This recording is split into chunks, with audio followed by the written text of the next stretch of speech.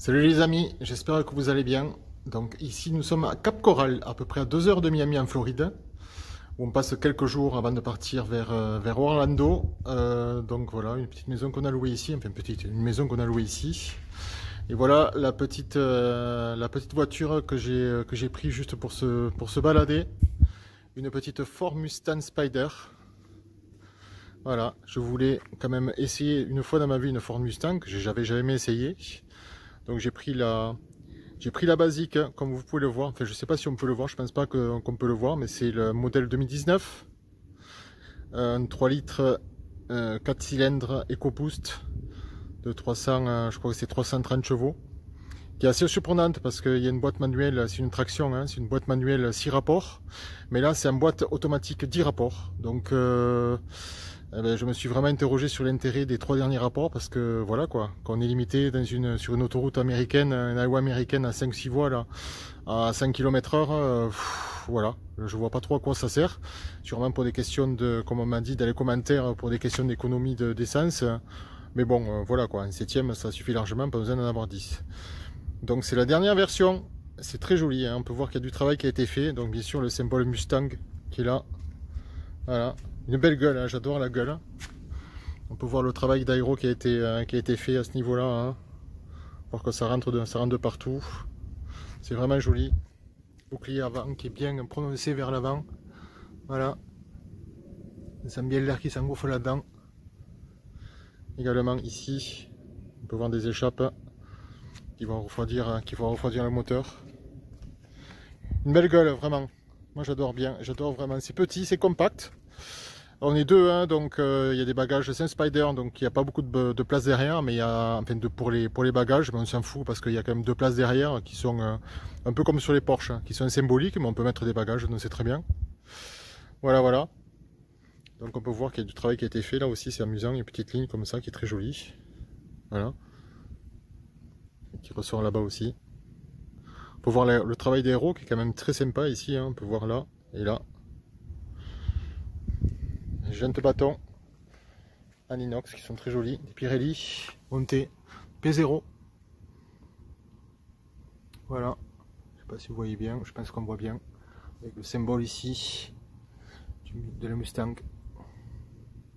C'est la montagne 19 à l'avant, 19 à l'arrière. On voit cette ligne, moi j'aime bien la ligne, vraiment très jolie, très fluide. Voilà, c'est très fluide, hein. C'est vraiment joli. Voilà. Monte avant 19, arrière 19. Un 3 litres 4 cylindres qui fait 300, je crois que c'est 330 chevaux. Alors en déclinaison, qu'est-ce qu'on a sur celle-ci? On a aussi la GT qui est un 4 litres, un 7 litres V8 qui développe, je crois, 460 chevaux.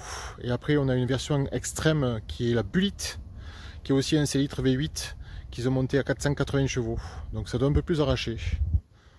Donc on voit que ici, voilà, la ligne caractéristique de la Mustang qui n'a pas trop changé, qui est vraiment jolie, avec les 3 feux, comme on peut voir ici, toujours le symbole Mustang. Et puis ces sorties là, qui celles-là sont directes, ne sont pas comme sur les Mercedes de chez nous, qui sont réelles. Voilà. Après l'antenne, bon, ça on pourrait s'en passer, mais bon, on s'en fout. La capote, bah, écoutez, on a assez conduit, on a conduit 4-5 heures là, depuis qu'on l'a. C'est bien, c'est insonorisé, ça fait pas de bruit, c'est sympa. Après ici, il fait tellement chaud. Il fait tellement chaud. Vous voyez, c'est couvert, mais il y a une humidité qui est folle. Donc malheureusement, ça, on peut pas trop se mettre sale la capote parce qu'il fait une chaleur de bœuf et on suit instantanément. Bien qu'il y ait un système de ventilation qui soit bon au niveau des sièges, ça fait quand même très très chaud. Ça fait quand même très très chaud. Donc voilà pour la ligne. Moi j'aime bien, très honnêtement. Très honnêtement, la ligne, je trouve ça joli. C'est vraiment compact, ça fait vraiment américain quoi. C'est très sympa. Je vais vous montrer l'intérieur. Un intérieur qui m'a surpris, qui est assez cossu. Excusez l'état de la voiture, hein, bien sûr. Celle-là, je l'ai pas encore, je l'ai pas lavé depuis qu'on est arrivé. Donc elle n'est pas super propre, on est allé à la plage, donc elle n'est pas super propre, et viens m'en excuser. Vraiment. Donc ce qu'on peut voir, c'est si vous voyez s'il y a du cuir, bon du cuir qui est, ça c'est pas du cuir, c'est surtout le plastique qui est assez dur, voilà, ce qui passe ici, vous voyez, les monstres, on n'est pas habitué. Donc on voit du cuir sur piqûre cuir, là c'est bien, là aussi c'est du cuir, c'est bien, là c'est un peu, c'est mou et dur en même temps, bon ça fait un peu plastoc. Un système audio que je connais pas mais qui est assez efficace, hein. Voilà ici le Mustang, des sièges, voilà, des sièges américains à l'américaine quoi, qui sont vraiment confortables, où on peut gonfler, qui n'ont pas massant bien sûr, mais qu'on peut gonfler et qui sont vraiment très agréables. Voilà, après bien sûr le volant mythique avec le symbole de Mustang ici. Il me fait une chaleur de bœuf, je vous avoue. Donc là je vais essuyer tous les larmes de tout au long de mon corps pour pouvoir vous présenter ça à l'intérieur, parce que c'est vraiment chaud. Bon bien sûr, excusez-moi, mais là il fallait petit symbole qu'on conduit. C'est ce que il a fait là quand même. Voilà. Alors l'intérieur, attendez, on va allumer ça. Donc start stop ici, pardon, je commence à parler anglais. Voilà, symbole Mustang. C'est bien, ça tombe bien, je vais fermer parce que là il fait une chaleur, donc j'espère que vous allez entendre assez. Donc voilà la présentation intérieure, hein, avec tout ce qu'il faut. Attendez, je vais baisser un peu ça parce que là ça va faire trop de bruit. Voilà, j'ai mis à 1. Je pense que je vais mourir de chaud dans 2 minutes, mais c'est pas grave. Donc voilà la présentation du tableau de bord, une sorte de e-cockpit ici, qui est assez bien faite, hein. On peut configurer les couleurs, etc. Du rouge, c'était en rose quand je l'ai reçu, quand je l'ai eu, donc j'ai tout changé, j'ai mis ce sorte de bleuté rouge là qui est plutôt pas mal. Vous voyez, on voit ici le compte-tours, ici tout ce qui est lié au moteur, les barres, etc. etc. Et ici le compteur en kilomètres et en miles. Bien sûr, parce que sinon on ne sait pas où on est. Donc comme vous... voilà. C'est classique de présentation, hein. Vous voyez, je ne vais pas vous faire le tour, hein. Là on a tout le réglage des rétroviseurs, là on a les mémoires du siège, voilà, ici toute la partie à gauche, toute la partie light.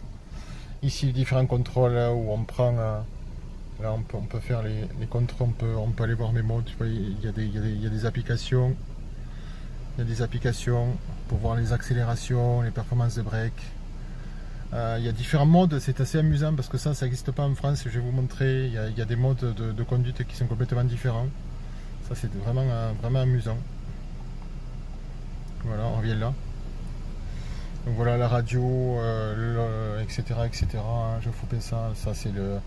Comment ça s'appelle, le launch, pas le launch control, mais je vais y arriver, je suis un peu fatigué, je vous avoue, après un footing. Pour le cruise control, donc en fait, évidemment, voilà. Donc ici, on a le système de console centrale, hein, avec un bon vieux frein à main, voilà, qu'on a chez nous. Sur les anciennes, ici la boîte auto classique, hein, avec des sports. Et ici, je sais pas si on peut voir, je vais peut-être la passer, voilà, un D, comme ça vous verrez mieux. Stop start, et puis là c'est l'USP off, voilà, donc on le met ici, on voit l'USP pour drifter ou pas, enfin pour arriver à drifter avec ça, il faut quand même le faire, parce que c'est quand même costaud. Après on a des modes ici de conduite de passage de rapport qui sont plus ou moins rapides. Moi j'étais en sport, voilà, on peut se mettre en confort ou en normal. Moi j'ai mis un sport. Et puis après là c'est là que c'est amusant, il y a des modes en fait. Donc on a les modes classiques, hein. On le voit à gauche là, ici. Donc on a un sport, vous voyez. Après on a My Mode. Après on a Sport Plus. Encore ça c'est un peu comme sur la MG Sport Plus, c'est pas trop de différence. Mais après on a un Trike. D'accord, ça c'est pour les sur-circuits. Et après on a un Drag Strip. et ça c'est pour juste attaquer et pour faire des runs directs. Donc ça n'existe pas en France, hein, vous voyez le petit symbole qui est là. Donc j'ai pas encore refait, il va falloir que je fasse, peut-être on fera plus tard. De pouvoir partir, j'ai essayé de partir en ligne en accélérant, en freinant, vous savez, en faisant monter la pression du turbo. Parce que c'est une turbo, hein, c'est une 4 cylindres turbo, traction, comme je vous disais, peut-être que je l'ai oublié. Et j'ai pas réussi à la faire partir fort, ça part, mais c'est voilà quoi. J'ai pas l'impression qu'il y ait 330 chevaux, ça suffit largement, on est entièrement d'accord, mais j'avais pas l'impression qu'ils étaient là, les 330 chevaux. Peut-être que j'ai dû faire, je sais pas, dû faire des erreurs de manip, mais c'est vrai que même en conduisant, c'est quand même un peu lourd. Je sais pas regarder le poids. Vous vérifierez pour moi, mais ça doit être assez lourd quand même ce système. Et ouais, c'est un peu, voilà quoi. C'est un peu lourd, voilà, par rapport à ce que j'ai l'habitude. Bon, après j'ai peut-être la C63 qui a plus de puissance, on sent pas, on a la sensation un peu de lourdeur, mais pas comme ça. Bon, la McLaren j'en parle pas parce que voilà, c'est notre monde, mais c'est vrai que sur celle-là on a quand même une sensation de lourdeur de manière générale, mais très agréable à conduire quoi. Sauf, vous voyez les gires ici, ben, en automatique ça monte jusqu'à 10, donc ça, comme je vous disais, j'ai pas trop compris à quoi ça servait, très honnêtement. Voilà. Bon, après bien sûr c'est un 4 cylindres, donc si j'ouvre la... Voilà, vous voyez ce que je vais faire, c'est que je vais vous la mettre directement en break. On va ouvrir le toit, donc pour ouvrir le toit on fait ça, on tourne, et puis on appuie ici, les vitres s'ouvrent et le toit s'ouvre. Voilà, très sympa, c'est super rapide. Voilà. Et là on est à l'air libre. Et maintenant si je la mets en neutral, voilà, je mets le frein à main, je vous fais écouter le bruit. Vous voyez. Et là je suis en drag race, donc je pense que c'est le plus important. Peut-être on va se mettre en sport plus pour voir ce que ça donne. Vous voyez, encore d'autres fonctions, snow weight, comme vous avez pu le voir, ça c'est vraiment quand il pleut. Ça pleut beaucoup ici en Floride. Après le mode normal, on s'en fout. Encore un sport, on a une mode, sport plus, voilà. Peut-être que ça va, il n'y a pas de valve, vous voyez.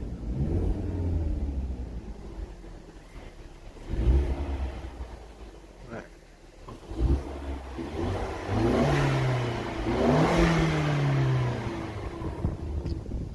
Voilà.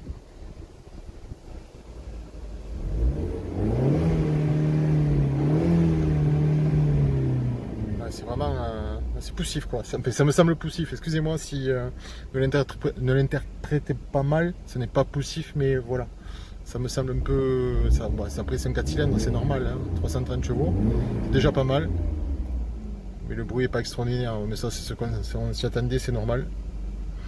Voilà. Ensuite un système, voilà, un système ici d'entêtement qui est pas mal. Il y a pas mal de choses, hein. Je ne vais pas vous le faire, là. On peut tout changer, il y a des applications, le téléphone marche bien, la navigation marche plutôt pas mal, très honnêtement. Ouais, voilà. Vous voyez, si on est à Caporal, je vous ai pas menti.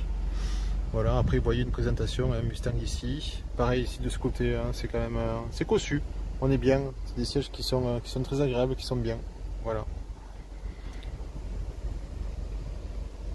Voilà, une belle présentation. Je vais vous montrer maintenant l'extérieur. Je vais vous montrer l'extérieur.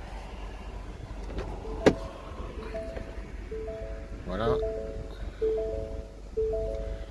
Je me mets en parc pour pas qu'elle m'embête. Voilà. Je vais vous montrer l'extérieur.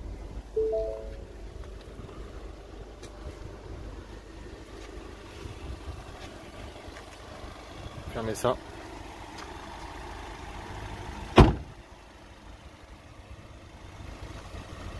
Et voilà.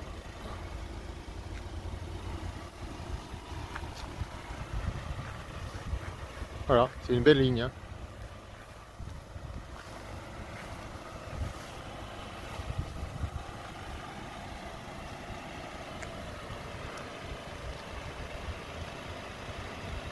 Ah, voilà, vous voyez, c'est quand même très joli, quoi. Moi j'aime bien, c'est racé. On voit les feux là, avec ces trois traits comme ça qui rappellent les trois feux arrière ici. Voilà, les entrées d'air.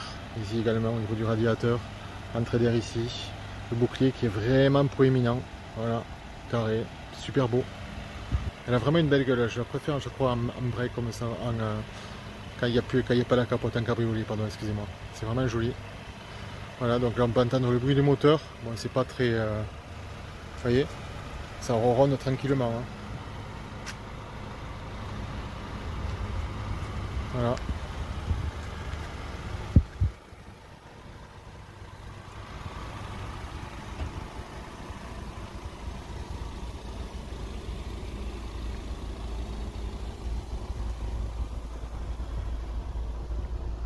Le bruit, les feux qui sont très jolis, le bruit. C'est feutré, on va dire que c'est un bruit feutré, voilà. À la gueule, moi j'aime bien la gueule, vraiment, c'est joli, regardez-moi ça.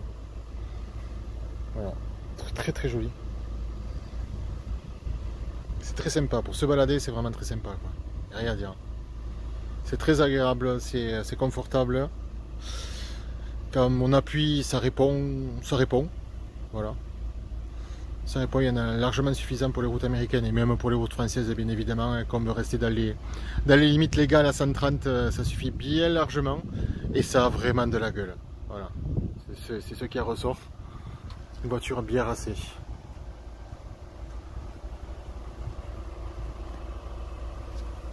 J'aime bien ça, voilà, comme ça. Paf. Une super vue. Il y a du travail aéro qui a été fait quand même, hein. On voit bien ici, hein. Ici on a deux lignes qui partent.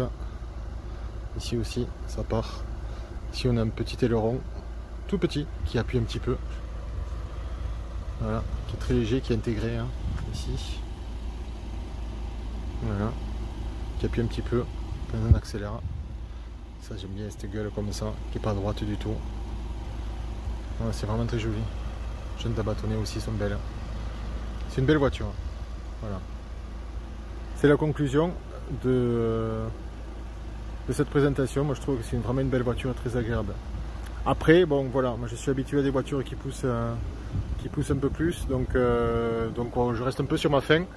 Mais très honnêtement, pour 330 chevaux, voilà quoi, vous en avez pour votre argent. Je crois que j'ai vu les prix ici quand même en regardant la fiche technique et en regardant les différents types de moteurs qu'il y avait dessus. Je crois qu'elle sort à 33 000 $, un truc comme ça, donc c'est vraiment ridicule quoi.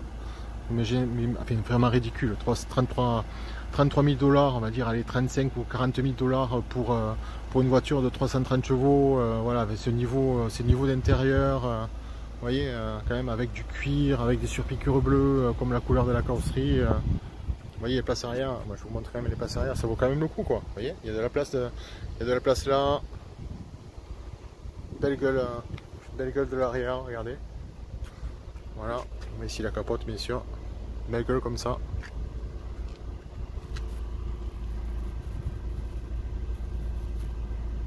Voilà, très sympa. Voilà les amis. On va arrêter là et après on va aller faire un petit essai sur la route. A tout de suite.